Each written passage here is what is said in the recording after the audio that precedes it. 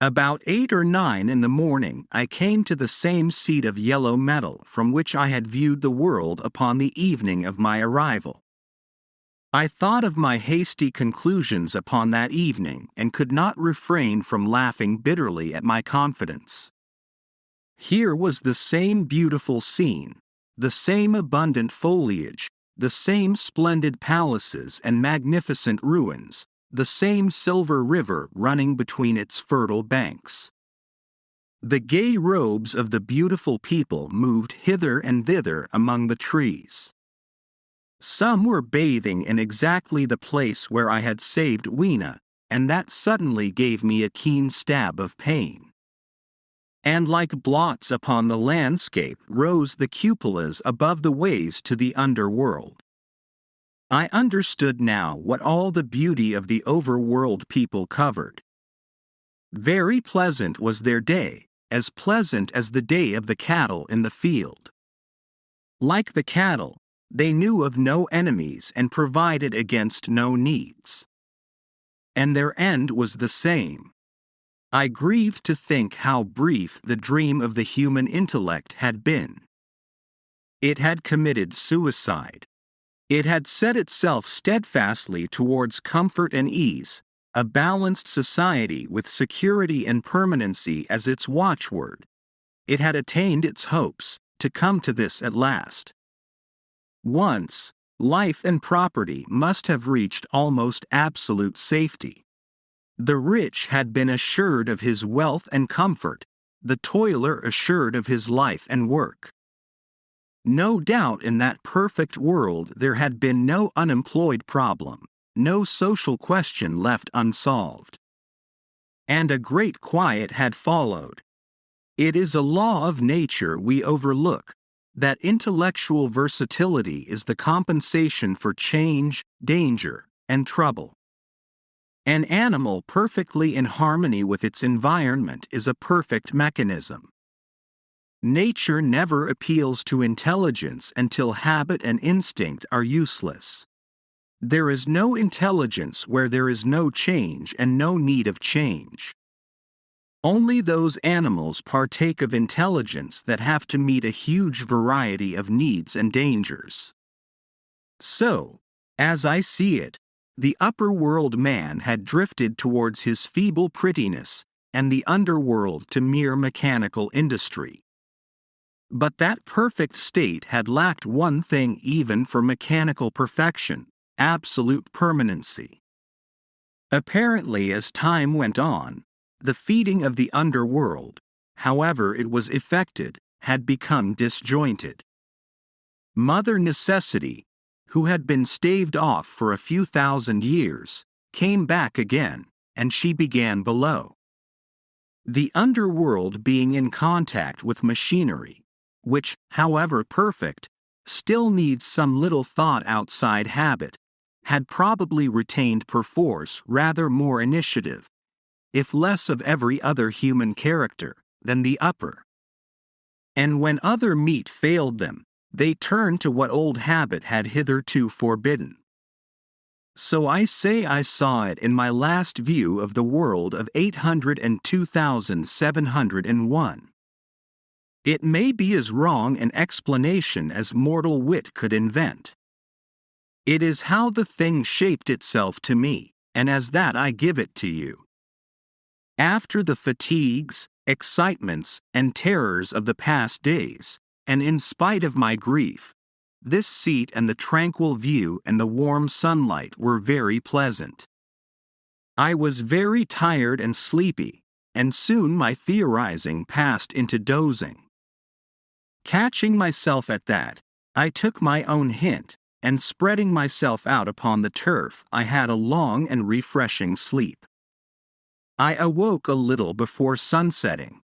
I now felt safe against being caught napping by the Morlocks, and, stretching myself, I came on down the hill towards the White Sphinx. I had my crowbar in one hand, and the other hand played with the matches in my pocket. And now came a most unexpected thing. As I approached the pedestal of the Sphinx, I found the bronze valves were open. They had slid down into grooves. At that I stopped short before them, hesitating to enter. Within was a small apartment, and on a raised place in the corner of this was the time machine. I had the small levers in my pocket. So here, after all my elaborate preparations for the siege of the White Sphinx, was a meek surrender. I threw my iron bar away, almost sorry not to use it. A sudden thought came into my head as I stooped towards the portal. For once, at least, I grasped the mental operations of the Morlocks. Suppressing a strong inclination to laugh, I stepped through the bronze frame and up to the time machine. I was surprised to find it had been carefully oiled and cleaned. I have suspected since that the Morlocks had even partially taken it to pieces while trying in their dim way to grasp its purpose. Now as I stood and examined it, finding a pleasure in the mere touch of the contrivance, the thing I had expected happened. The bronze panels suddenly slid up and struck the frame with a clang. I was in the dark, trapped. So the Morlocks thought. At that I chuckled gleefully. I could already hear their murmuring laughter as they came towards me. Very calmly I tried to strike the match. I had only to fix on the levers and depart then like a ghost. But I had overlooked one little thing. The matches were of that abominable kind that light only on the box. You may imagine how all my calm vanished. The little brutes were close upon me. One touched me. I made a sweeping blow in the dark at them with the levers, and began to scramble into the saddle of the machine. Then came one hand upon me and then another. Then I had simply to fight against their persistent fingers for my levers, and at the same time feel for the studs over which these fitted. Indeed, they almost got away from me. As it slipped from my hand, I had to butt in the dark with my head. I could hear the Morlock's skull ring, to recover it. It was a nearer thing than the fight in the forest, I think, this last scramble. But at last the lever was fitted and pulled over. The clinging hands slipped from me. The darkness presently fell from my eyes.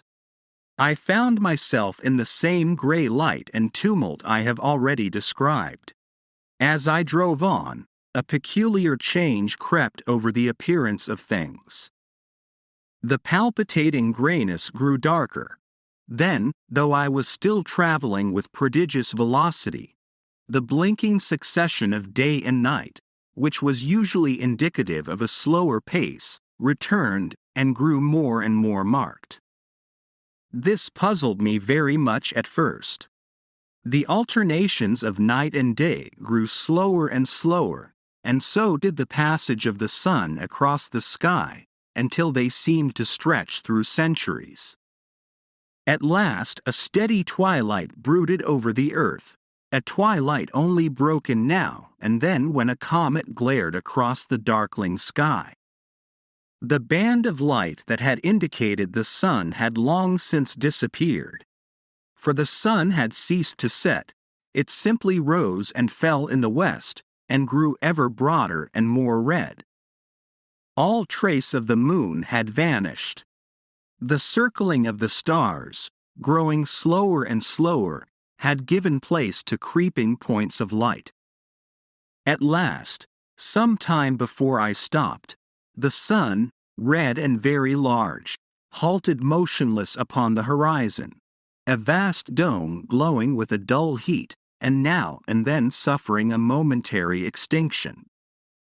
At one time it had for a little while glowed more brilliantly again, but it speedily reverted to its sullen red heat. I perceived by this slowing down of its rising and setting that the work of the tidal drag was done. The earth had come to rest with one face to the sun, even as in our own time the moon faces the earth. Very cautiously, for I remembered my former headlong fall, I began to reverse my motion. Slower and slower went the circling hands until the thousands one seemed motionless and the daily one was no longer a mere mist upon its scale. Still slower, until the dim outlines of a desolate beach grew visible. I stopped very gently and sat upon the time machine, looking round. The sky was no longer blue. Northeastward it was inky black, and out of the blackness shone brightly and steadily the pale white stars. Overhead it was a deep Indian red and starless, and southeastward it grew brighter to a glowing scarlet where, cut by the horizon, lay the huge hull of the sun, red and motionless. The rocks about me were of a harsh reddish color, and all the trace of life that I could see at first was the intensely green vegetation that covered every projecting point on their southeastern face. It was the same rich green that one sees on forest moss or on the lichen in caves. Plants which like these grow in a perpetual twilight. The machine was standing on a sloping beach. The sea stretched away to the southwest, to rise into a sharp bright horizon against the wan sky. There were no breakers and no waves, for not a breath of wind was stirring. Only a slight oily swell rose and fell like a gentle breathing, and showed that the eternal sea was still moving and living. And along the margin where the water sometimes broke was a thick incrustation of salt, pink under the lurid sky. There was a sense of oppression in my head, and I noticed that I was breathing very fast. The sensation reminded me of my only experience of mountaineering, and from that I judged the air to be more rarefied than it is now. Far away up the desolate slope I heard a harsh scream, and saw a thing like a huge white butterfly go slanting and fluttering up into the sky and, circling, disappear over some low hillocks beyond. The sound of its voice was so dismal that I shivered and seated myself more firmly upon the machine. Looking round me again, I saw that, quite near, what I had taken to be a reddish mass of rock was moving slowly towards me. Then I saw the thing was really a monstrous crab-like creature. Can you imagine a crab as large as yonder table, with its many legs moving slowly and uncertainly, its big claws swaying, its long antennae, like carters' whips, waving and feeling, and its stalked eyes gleaming at you on either side of its metallic front? Its back was corrugated and ornamented with ungainly bosses, and a greenish incrustation blotched it here and there. I could see the many palps of its complicated mouth flickering and feeling as it moved. As I stared at this sinister apparition crawling towards me, I felt a tickling on my cheek as though a fly had lighted there. I tried to brush it away with my hand, but in a moment it returned, and almost immediately came another by my ear. I struck at this, and caught something thread-like. It was drawn swiftly out of my hand. With a frightful qualm, I turned, and I saw that I had grasped the antenna of another monster crab that stood just behind me. Its evil eyes were wriggling on their stalks, its mouth was all alive with appetite, and its vast ungainly claws, smeared with an algal slime, were descending upon me. In a moment my hand was on the lever, and I had placed a month between myself and these monsters. But I was still on the same beach, and I saw them distinctly now as soon as I stopped. Dozens of them seemed to be crawling here and there, in the somber light, among the foliated sheets of intense green. I cannot convey the sense of abominable desolation that hung over the world. The red eastern sky, the northward blackness, the salt Dead Sea, the stony beach crawling with these foul, slow-stirring monsters, the uniform poisonous-looking green of the lichenous plants, the thin air that hurts one's lungs, all contributed to an appalling effect. I moved on 100 years, and there was the same red sun, a little larger, a little duller, the same dying sea, the same chill air, and the same crowd of earthy crustacea creeping in and out among the green weed and the red rocks. And in the westward sky, I saw a curved pale line like a vast new moon. So I traveled, stopping ever and again, in great strides of 1,000 years or more, drawn on by the mystery of the earth's fate, watching with a strange fascination the sun grow larger and duller in the westward sky, and the life of the old earth ebb away. At last, more than 30 million years hence, the huge red-hot dome of the sun had come to obscure nearly a tenth part of the darkling heavens. Then I stopped once more, for the crawling multitude of crabs had disappeared, and the red beach, save for its livid green liverworts and lichens, seemed lifeless. And now it was flecked with white. A bitter cold assailed me. Rare white flakes ever and again came eddying down. To the northeastward, the glare of snow lay under the starlight of the sable sky, and I could see an undulating crest of hillocks pinkish white. There were fringes of ice along the sea margin, with drifting masses further out, but the main expanse of that salt ocean, all bloody under the eternal sunset, was still unfrozen. I looked about me to see if any traces of animal life remained. A certain indefinable apprehension still kept me in the saddle of the machine. But I saw nothing moving, in earth or sky or sea. The green slime on the rocks alone testified that life was not extinct. A shallow sandbank had appeared in the sea and the water had receded from the beach. I fancied I saw some black object flopping about upon this bank, but it became motionless as I looked at it, and I judged that my eye had been deceived, and that the black object was merely a rock. The stars in the sky were intensely bright and seemed to me to twinkle very little. Suddenly I noticed that the circular westward outline of the sun had changed, that a concavity, a bay, had appeared in the curve. I saw this grow larger. For a minute perhaps I stared aghast at this blackness that was creeping over the day, and then I realized that an eclipse was beginning.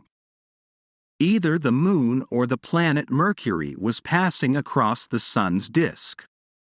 Naturally, at first I took it to be the moon, but there is much to incline me to believe that what I really saw was the transit of an inner planet passing very near to the Earth. The darkness grew apace. A cold wind began to blow in freshening gusts from the east, and the showering white flakes in the air increased in number. From the edge of the sea came a ripple and whisper. Beyond these lifeless sounds, the world was silent. Silent? It would be hard to convey the stillness of it. All the sounds of man, the bleating of sheep, the cries of birds, the hum of insects, the stir that makes the background of our lives, all that was over. As the darkness thickened, the eddying flakes grew more abundant, dancing before my eyes, and the cold of the air more intense. At last, one by one, swiftly, one after the other, the white peaks of the distant hills vanished into blackness. The breeze rose to a moaning wind. I saw the black central shadow of the eclipse sweeping towards me. In another moment the pale stars alone were visible. All else was rayless obscurity. The sky was absolutely black. A horror of this great darkness came on me. The cold, that smote to my marrow, and the pain I felt in breathing, overcame me. I shivered, and a deadly nausea seized me. Then, like a red-hot bow in the sky, appeared the edge of the sun. I got off the machine to recover myself. I felt giddy and incapable of facing the return journey. As I stood sick and confused, I saw again the moving thing upon the shoal. There was no mistake now that it was a moving thing, against the red water of the sea. It was a round thing, the size of a football perhaps, or, it may be, bigger, and tentacles trailed down from it. It seemed black against the weltering blood-red water, and it was hopping fitfully about. Then I felt I was fainting. But a terrible dread of lying helpless in that remote and awful twilight sustained me while I clambered upon the saddle. So I came back. For a long time I must have been insensible upon the machine. The blinking succession of the days and nights was resumed, the sun got golden again, the sky blue. I breathed with greater freedom. The fluctuating contours of the land ebbed and flowed. The hands spun backward upon the dials. At last I saw again the dim shadows of houses, the evidences of decadent humanity. These, too, changed and passed, and others came. Presently, when the million dial was at 0, I slackened speed. I began to recognize our own petty and familiar architecture. The thousands' hand ran back to the starting point. The night and day flapped slower and slower. Then the old walls of the laboratory came round me. Very gently, now, I slowed the mechanism down. I saw one little thing that seemed odd to me. I think I have told you that when I set out, before my velocity became very high, Mrs. Watchett had walked across the room, traveling, as it seemed to me, like a rocket. As I returned, I passed again across that minute when she traversed the laboratory. But now her every motion appeared to be the exact inversion of her previous ones. The door at the lower end opened, and she glided quietly up the laboratory, back foremost, and disappeared behind the door by which she had previously entered. Just before that I seemed to see Hillier for a moment, but he passed like a flash. Then I stopped the machine, and saw about me again the old familiar laboratory, my tools, my appliances just as I had left them. I got off the thing very shakily, and sat down upon my bench. For several minutes I trembled violently. Then I became calmer. Around me was my old workshop again, exactly as it had been. I might have slept there, and the whole thing have been a dream. And yet, not exactly. The thing had started from the southeast corner of the laboratory. It had come to rest again in the northwest, against the wall where you saw it. That gives you the exact distance from my little lawn to the pedestal of the White Sphinx, into which the Morlocks had carried my machine. For a time my brain went stagnant. Presently I got up and came through the passage here, limping, because my heel was still painful, and feeling sorely begrimed. I saw the Pall Mall Gazette on the table by the door. I found the date was indeed today, and looking at the timepiece, saw the hour was almost 8 o'clock. I heard your voices and the clatter of plates. I hesitated, I felt so sick and weak. Then I sniffed good wholesome meat, and opened the door on you. You know the rest. I washed, and dined, and now I am telling you the story. I know, he said, after a pause, that all this will be absolutely incredible to you. To me, the one incredible thing is that I am here tonight in this old familiar room looking into your friendly faces and telling you these strange adventures. He looked at the medical man. No. I cannot expect you to believe it. Take it as a lie or a prophecy. Say I dreamed it in the workshop. Consider I have been speculating upon the destinies of our race until I have hatched this fiction. Treat my assertion of its truth as a mere stroke of art to enhance its interest. And taking it as a story, what do you think of it? He took up his pipe and began, in his old accustomed manner, to tap with it nervously upon the bars of the grate. There was a momentary stillness. Then chairs began to creak and shoes to scrape upon the carpet. I took my eyes off the time traveler's face and looked round at his audience. They were in the dark, and little spots of color swam before them. The medical man seemed absorbed in the contemplation of our host. The editor was looking hard at the end of his cigar, the sixth. The journalist fumbled for his watch. The others, as far as I remember, were motionless. The editor stood up with a sigh. "What a pity it is you're not a writer of stories," he said, putting his hand on the time traveler's shoulder. You don't believe it? Well, I thought not. The time traveler turned to us. "Where are the matches?" he said. He lit one and spoke over his pipe, puffing. To tell you the truth, I hardly believe it myself. And yet, his eye fell with a mute inquiry upon the withered white flowers upon the little table. Then he turned over the hand holding his pipe, and I saw he was looking at some half-healed scars on his knuckles. The medical man rose, came to the lamp, and examined the flowers. "The gynoecium's odd," he said.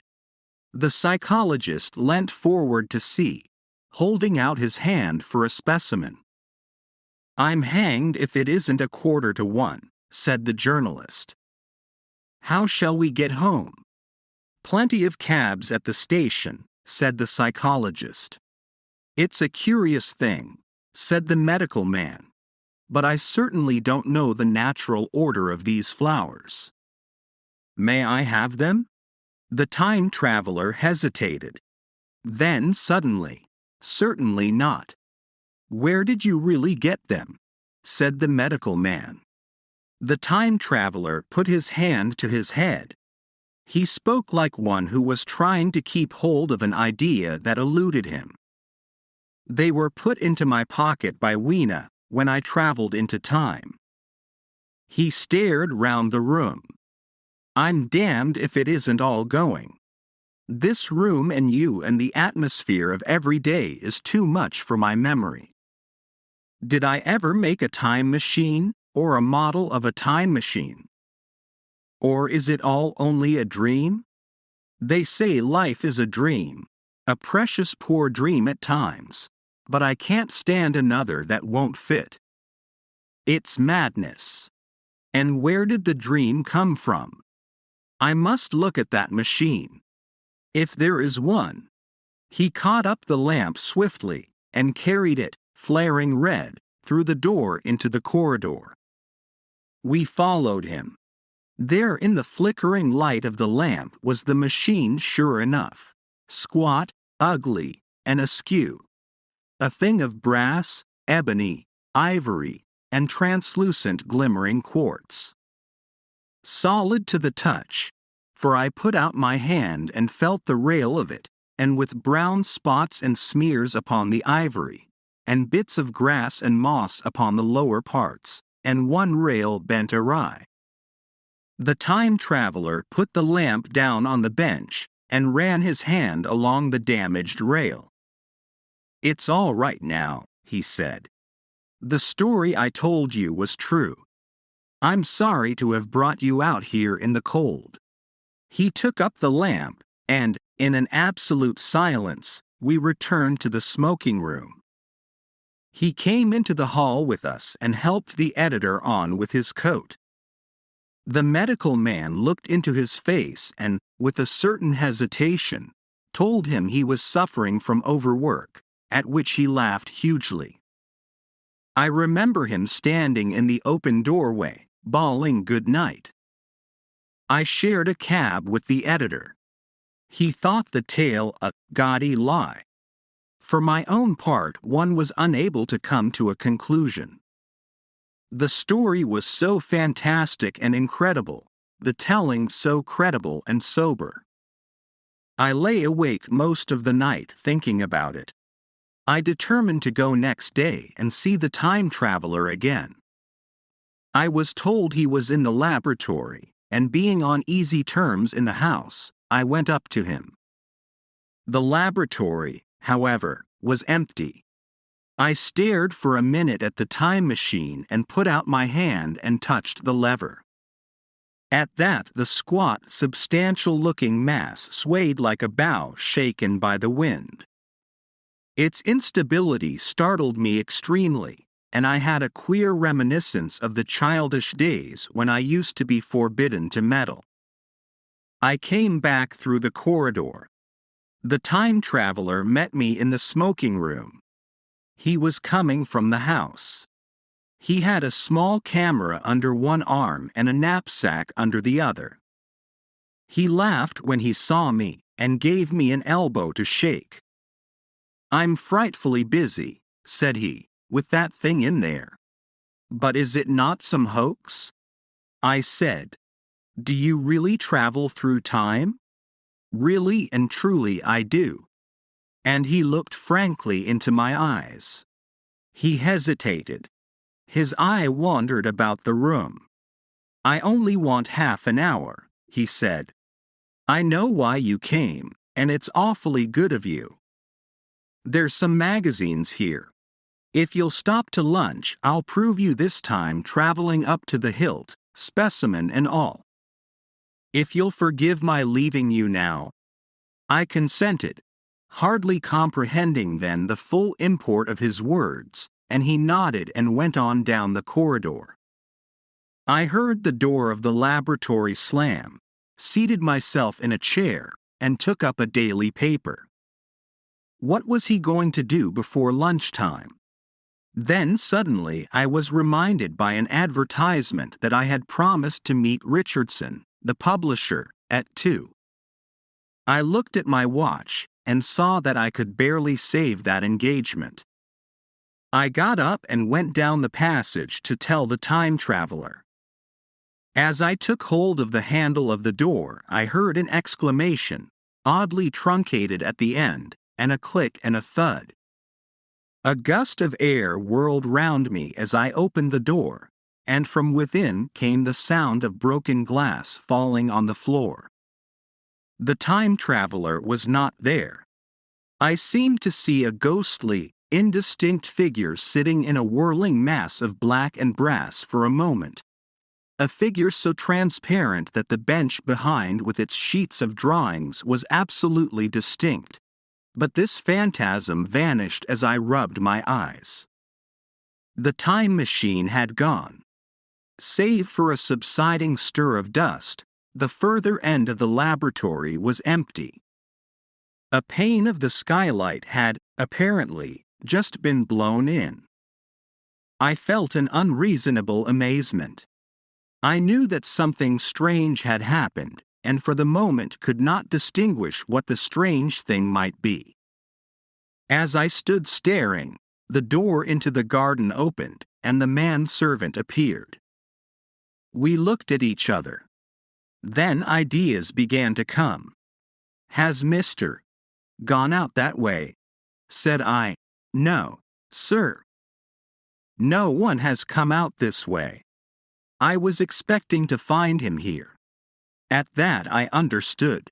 At the risk of disappointing Richardson, I stayed on, waiting for the time traveler.